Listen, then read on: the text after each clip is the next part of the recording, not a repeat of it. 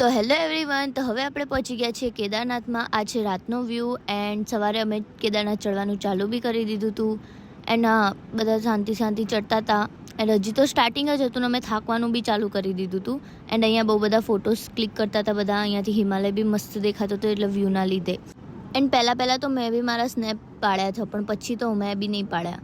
And આ જુઓ, અચાનકથી આવ્યો તડકો એન્ડ હવે બસ અડધો કલાક રહીને જ એકદમ વરસાદ ચાલુ થઈ ગયો હતો. મતલબ શું કહું હું. અને એનો તો વ્યૂ જોઈને આમ જન્નત લાગતું હતું, જન્નત. ફૂલ આખા બધા વાદળાથી ઘેરાઈ ગયા હતા. શું મસ્ત વ્યૂ હતો.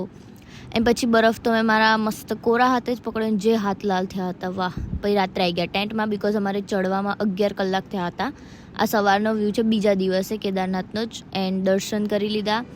એન્ડ હા, તમે કેદારનાથ આવો છો તો કેદારનાથ કરતાં બી હજી ઉપર થોડું એક કાલ ભૈરવનું મંદિર છે, ત્યાં બી મતલબ જરૂર જજો દર્શન કરવા માટે, બિકોઝ એના વગર તમારા દર્શન અધૂરા કહેવાશે. એન્ડ પછી અમે ઉતરવાનું ચાલુ કરી દીધું હતું. ઉતરતા અમારે 7 કલાક થયા હતા અને ચડતા અમારે 11 કલાક થઈ ગયા હતા. બાપરે, બહુ વાર કરી હતી અમે, બિકોઝ શાંતિથી ચડતા હતા એટલે. અને ઉતરવામાં તો કંઈ એટલી વાર નહીં લાગતી કે એટલા એફર્ટ્સ બી નહીં લાગતા ને. હું તો કહું કે આમાં શોર્ટકટ ઓછા પકડજો, આમાં બી શોર્ટકટ હોય છે. હા. એન્ડ મેં આની પહેલાંની રીલમાં કીધું હતું કે આને શું કહેવાય, હું કહીશ. આને કહેવાય હરણની કસ્તુરી, કે જે સ્પ્રે બનાવવામાં યુઝ થાય.